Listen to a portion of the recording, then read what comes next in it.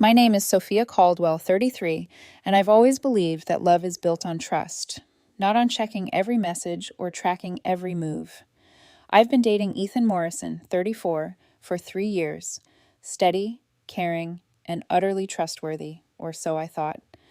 Ethan works in project management, mostly remote, predictable schedule. I'm a marketing consultant, traveling occasionally, but mostly grounded in my routines. When Ethan told me about the mandatory work conference in Cancun, I didn't think twice. 5 days, supposedly a major industry event. He showed me emails from his boss, explained how important the networking was. I helped him pack, made him breakfast, and drove him to the airport. "Good luck on your presentation," I said, pressing a quick kiss to his lips. "I'll miss you." "Don't worry, babe. Just boring meetings and PowerPoints," he said. "I'll be back before you know it." I believed him. I had no reason not to. Never been the jealous type. The first day passed uneventfully. I was at home, catching up on work, scrolling social media, when I noticed a story from a friend of his, Mariah, something about Cancun. I frowned. There was Ethan? In a bikini? Wait, no.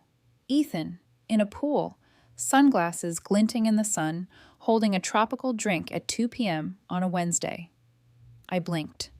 Conference poolside sessions? I shook my head. Maybe it was a networking event. Then the next story. Ethan, on someone's shoulders, laughing, carefree. Mariah's caption. Girls trip, energy airplane, tropical drinks. Girls trip, not conference. My heart sank. He had shown me fake emails, fretted over presentations, even complained about missing my nephew's birthday party for this conference. That evening, his text came. Sessions ran late. So tired. Missing you, redart. I typed back casually. Bet those PowerPoints were killer. Worst part, but making good connections, right? Sure you are, came his reply. Day 3. Ethan posted on his own Instagram. A full post, designer sunglasses, sun blazing on his skin. Caption. Imagine being so pathetic. Need to know every move of your boy. My woman knows I'm grinding. Flex biceps. I stared at the screen. For 5 minutes. My stomach churned. He wasn't at work. He was on vacation. And somehow I was the pathetic one for caring. The irony was almost comical, if it weren't so painful. I commented, "Imagine being single." Then I closed Instagram. Tried to push it aside. But the doubt was there now, gnawing. Something inside me whispered, "This isn't right." That night, I lay in bed, scrolling through the proof. His fake conference emails, the timestamps of posts, the carefree selfies in Cancun. My mind raced. This wasn't just a harmless lie. This was calculated. And yet a part of me still clung to the trust I had built for years. But there was a part of me that couldn't ignore the mounting evidence. Something had shifted. The man I thought I knew, the one I believed in completely, was showing a side of himself I hadn't seen. I closed my eyes, imagining the confrontation I didn't want, but might have to have. The apartment was silent, save for the soft hum of my laptop. I realized, as the night stretched on, that my trust might no longer be enough to protect me from the truth. And somewhere deep down, I knew the storm was coming. By day 4 of Ethan's conference, I could no longer ignore the glaring evidence.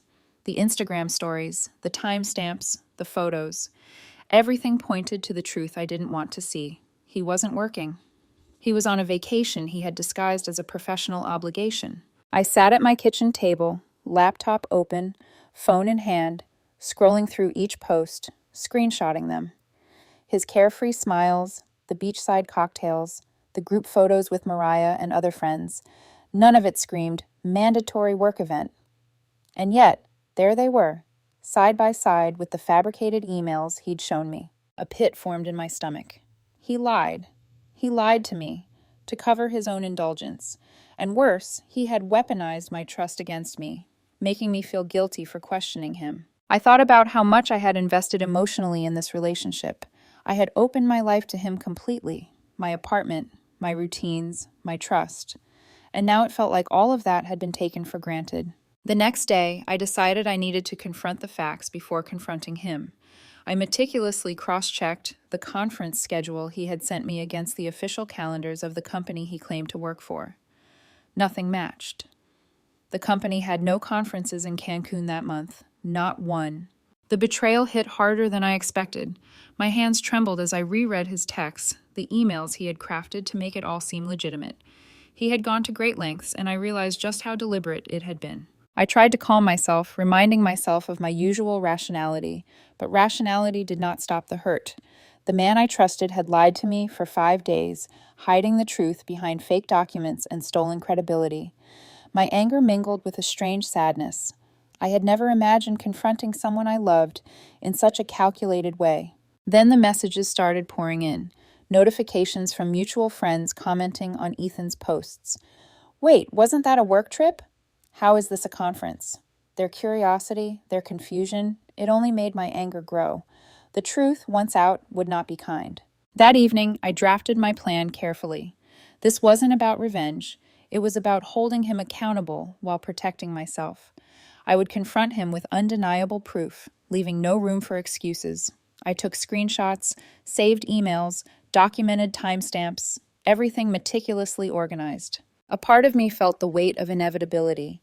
The confrontation would be brutal, the emotional fallout unavoidable. But I also knew that avoiding it would only make his deception more damaging in the long run. Before calling him, I took a deep breath and allowed myself a rare moment of clarity. I had always believed in trust, in transparency, in honesty, and now that belief would guide me through the storm he had created. I sent him a message, deceptively calm. We need to talk when you get back. Important.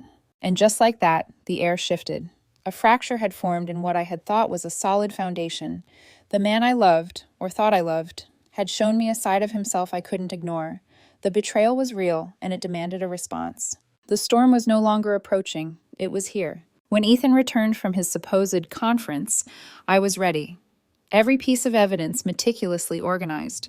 Screenshots of his Instagram posts, timestamps, fabricated emails, sat neatly on my laptop. I didn't call him immediately. I let him settle in, let the weight of anticipation build. The apartment felt heavy when he walked through the door. Casual smile, suitcase in hand, oblivious to the storm waiting for him. I watched him for a moment, heart pounding, mind sharp with clarity. "Hey, Sophia," he said, dropping his bag. "Miss me?" I kept my voice calm, measured. "We need to talk. Now." He frowned. "About what?" I slid my laptop across the kitchen counter, turning it so he could see the evidence for himself. First, the Instagram stories. His carefree poolside posts, the beach selfies, then the fabricated conference emails, neatly organized in a folder. His face paled. "Sophia, I didn't let him finish. "Explain, right now. How is this a mandatory work conference?" He stumbled over words, defensive, panicked. I needed a break. It wasn't that serious." "Not that serious?" I repeated, voice rising slightly. "You lied about 5 days of your life. You faked work emails. You manipulated my trust. Do you understand what that means?" The apartment felt smaller with every word. Ethan's casual demeanor had evaporated, replaced by the vulnerability of someone caught in a lie too big to recover from. "I didn't think it would matter," he burst out. "It's just a few days. Everyone takes breaks." "You lied, Ethan. You lied about work, about your obligations, about me," I said. "This isn't just a vacation. This is deception, and it ends here." He slumped against the counter, shame and desperation flickering across his face. I didn't think—" "Don't," I interrupted. "Don't justify it. I trusted you. I believed you. And you used that trust to cover your lies." I took a deep breath, keeping my composure despite the racing blood in my veins. "You've done more than betray me emotionally. You've shown the world who you are through your actions, and I will not be part of it." He opened his mouth to speak, but I held up my hand. "I've documented everything. Every lie, every fabricated email, every post. There's no excuse." Ethan sank to the couch, defeated. The realization hit him. The life he thought he could maintain had collapsed in an instant. I felt no gloating, only a sharp, clear sense of justice. This was not about revenge. This was about truth. I handed him a small envelope. "Your things are in storage. First month paid. After that, it's your responsibility. You've manipulated, deceived, and betrayed. That ends now." He looked at me, voice trembling. "Sophia, please." "No," I said firmly. "This is where it ends." The tension in the room was almost suffocating. Every lie, every manipulation, every betrayal had culminated in this moment. Ethan's world had crumbled, and I had remained steady, controlled, unshaken by the chaos he brought. I paused, letting the weight of the confrontation settle. You've lost more than a relationship today. You've lost credibility, trust, and respect, and that is something you cannot fabricate. Ethan said nothing, tears streaking his face. I had no sympathy left to give. The man who had taken my trust for granted now faced the consequences of his own making. I stepped back, letting the silence speak for me. The apartment, once our shared space, now felt like a courtroom where truth had finally been heard. The days that followed were surreal. Ethan's carefully crafted image began to crumble under the weight of the truth. Social media posts he had intended to portray carefree fun were now evidence of deceit, screenshot and documented.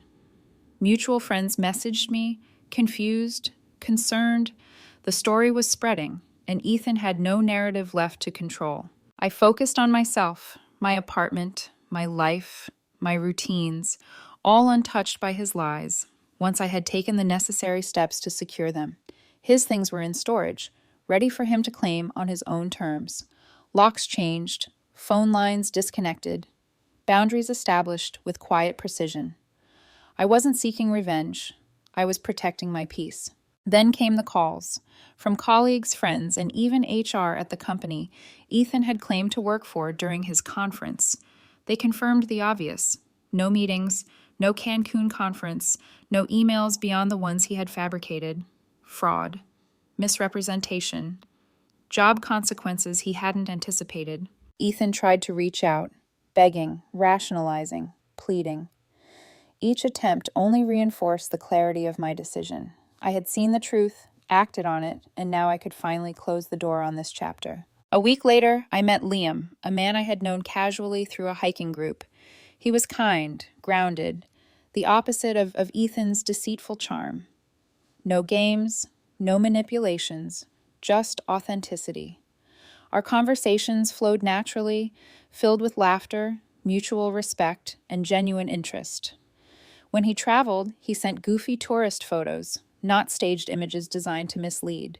One evening, as we planned a weekend hike, he asked casually, "Do you want to share locations on our phones, just for safety?" I smiled, shaking my head. "No, honest people don't need surveillance. I'll text when I arrive." That simple exchange encapsulated everything I had learned. Trust is earned, respected, and mutual. And when it is, there's no need for control, suspicion, or deception. Meanwhile, Ethan's downfall became public within our circles. Social media posts, fabricated work emails, and his desperate attempts to salvage his reputation backfired spectacularly.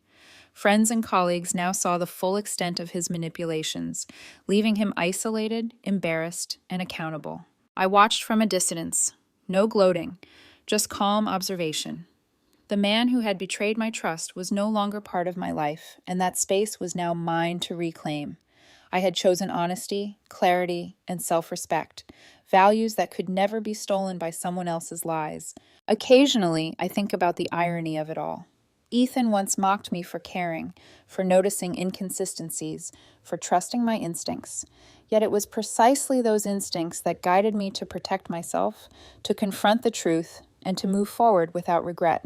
Sophia Caldwell, 33, now fully aware that trust is both a gift and a boundary, had reclaimed her life. The heartbreak had been sharp, the lessons unforgettable, but the clarity and empowerment I gained were priceless. And as I lace up my boots for a weekend hike with Liam, I realize something fundamental.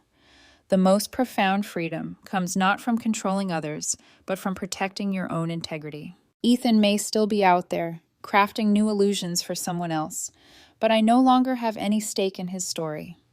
I have my peace, my truth, and a life that is authentically mine.